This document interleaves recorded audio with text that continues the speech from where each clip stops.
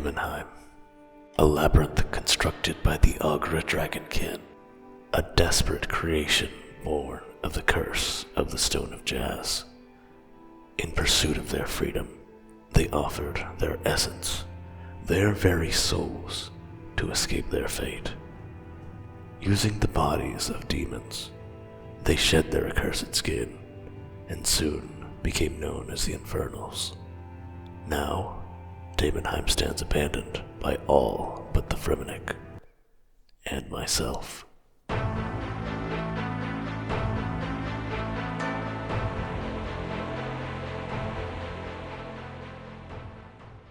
Hello friends, welcome to Damon Chunk, my RS3 Xtreme 1-chunk Ironman situated in Damonheim.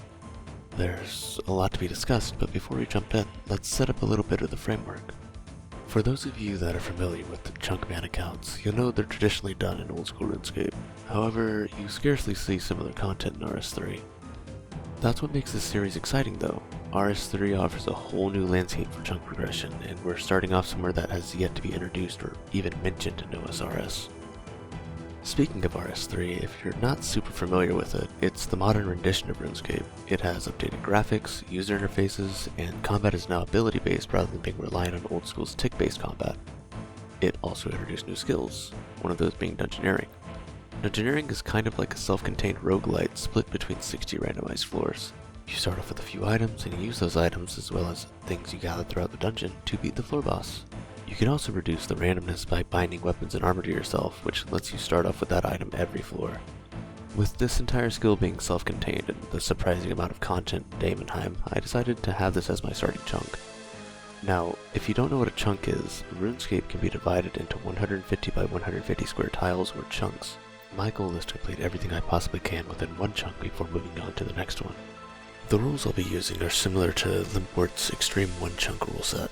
So we start in a single chunk, complete all the skill requirements possible, obtain all unique items and minigame rewards, complete all achievement and area tasks, and once the chunk is complete, we roll and repeat.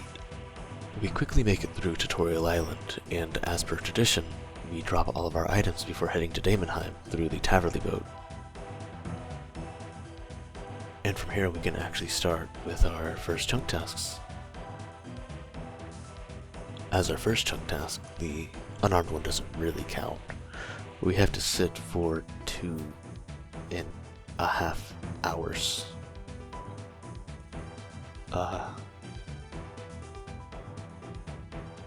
And 2.5 hours later, we get the break ticker title and roll our next chunk, which is corner content, and we can't even access it. So we roll again and get our rewards chunk for Dungeoneering and sinkholes.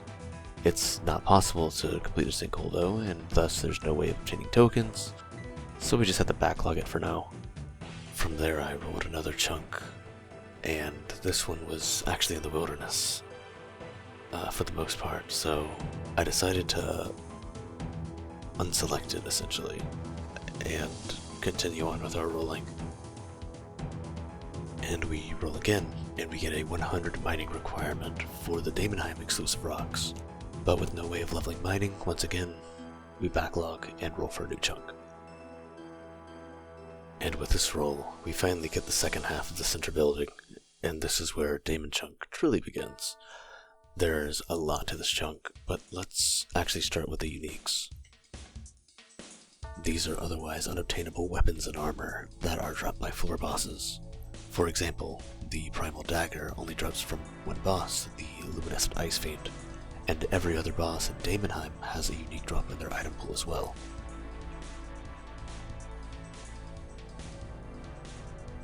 As for skills, we have a few that we had to level here. 80 attack, 90 fire making, 90 fishing, 90 hunter, 90 thieving, 90 construction, 90 prayer, 95 farming, 97 divination, 99 cooking, crafting, fletching, magic, rune crafting, smithing, summoning, woodcutting, defense, and strength, as well as 100 mining, and 120 Dungeoneering. All of this accumulates to 289,502,453 experience.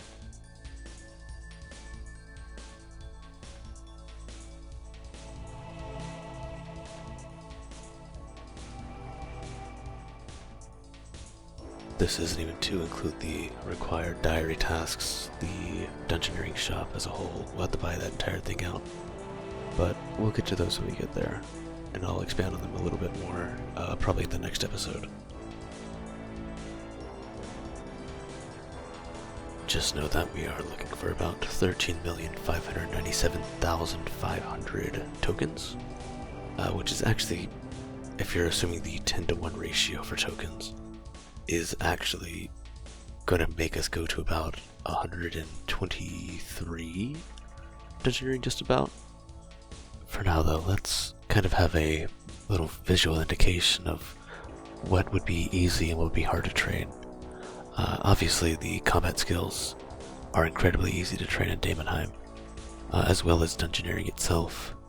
Mining, smithing, cooking, fishing, woodcutting, fletching, and firemaking are also fairly easy, but they aren't automatically trained. It's something that I have to go out just a little bit of my way for. Crafting and rune crafting is where you get a little bit of a detour though, but these can be trained fairly easily through the smuggler. Where it starts to get fairly annoying is whenever you go into prayer and farming. Farming obviously can be trained through the smuggler as well, but it's just a lot slower. And prayer, it's very much dependent on the monsters you fight. So, sometimes you'll get XP, sometimes you won't, I suppose. Where it starts to get fairly grating though, is when we start training Hunter and Divination, because the Bovomastics, which are the dinosaurs you actually hunt, they don't come in like a set level, they're varied. So they could sometimes be tier 7 when you're only like level 10, or they could be tier 1 when you're level 90. It's fairly inconsistent, and the wisps as well are much the same. What I think might make this chunk take the longest though is summoning and thieving, because summoning requires charms, of course, and I don't really know the drop rates for those. I feel like it's going to be fairly rare regardless though. And thieving, it can only be trained through locked chests around the dungeon, as well as the little skill doors that are around as well, which is why I think they'll probably take the longest.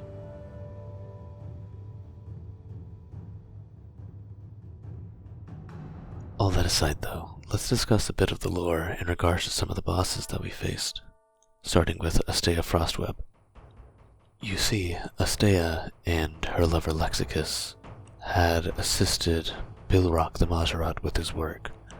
Bilrock is a little bit of a complicated character, so we'll have to discuss him a bit later. Anyways, Lexicus had discovered a secret, essentially making it so they felt it was necessary to kill Bilrock. Eventually, they had confronted the Majorat, but were defeated by his hand, and Bilrock had separated them forever as punishment for their rebellion against him.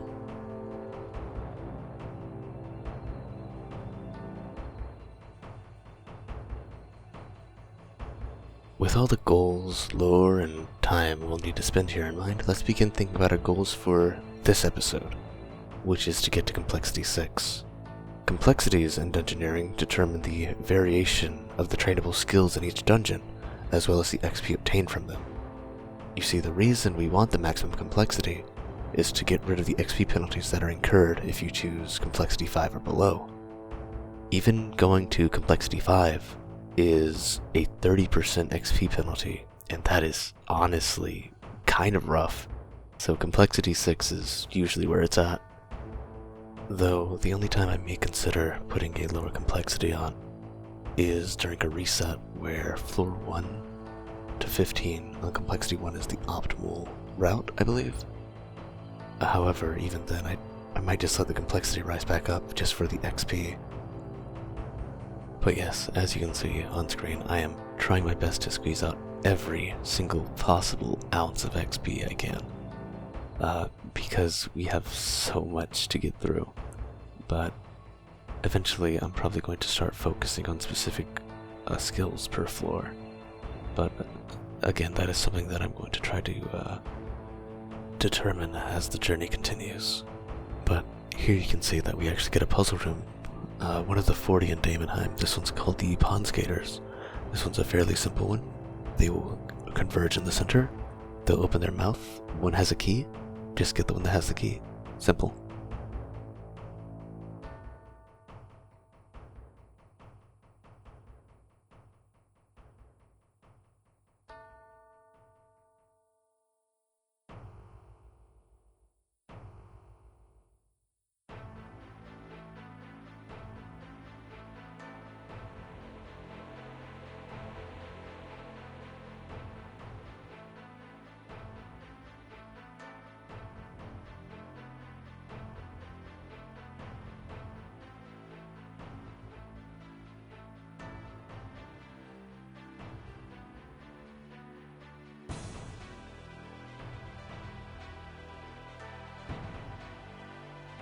But at the end of the dungeon here, I decide that it's time to go ultra efficient. I start farming, I start fletching, I do a little bit of crafting, and I even do smithing. I tried to get as much as I can out of all the resources I had available. But to say it didn't pay off is an utter lie, because we got a few levels out of it, and of course that always gets us closer to our goal.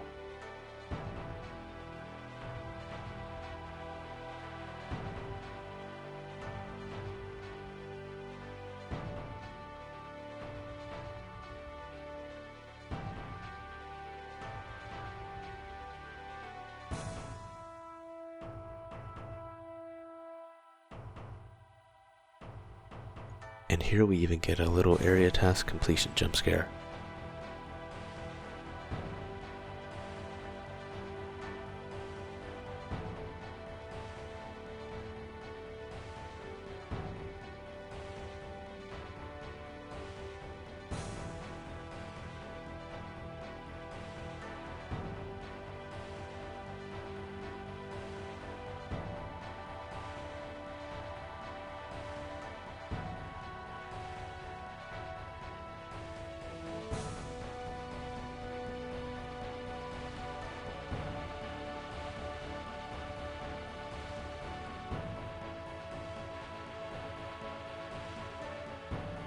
The rest of the dungeon goes fairly smoothly. It's all just training, farming, cooking. We kill the boss. And that's pretty much it.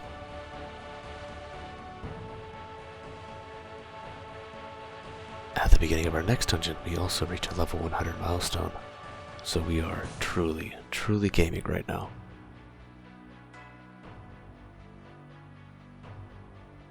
And here we free the hooded man. His name is Skuldrin. He actually gives us a variety of stories in a mix of quests and dungeoneering called the Fremnik Sagas. He's a pretty cool NPC, so I'm glad we can get him at this time.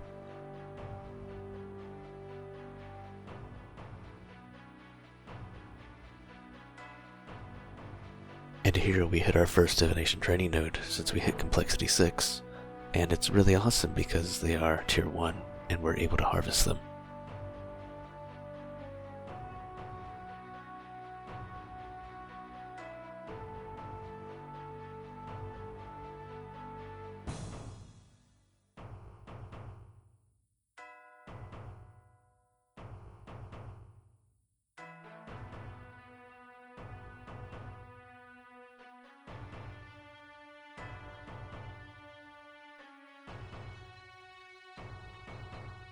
After gaining a bit more XP and killing the gluttonous behemoth, and then gaining a little more XP, but that's besides the point, we finally finish out our dungeon, completing our goal for the episode of reaching complexity 6.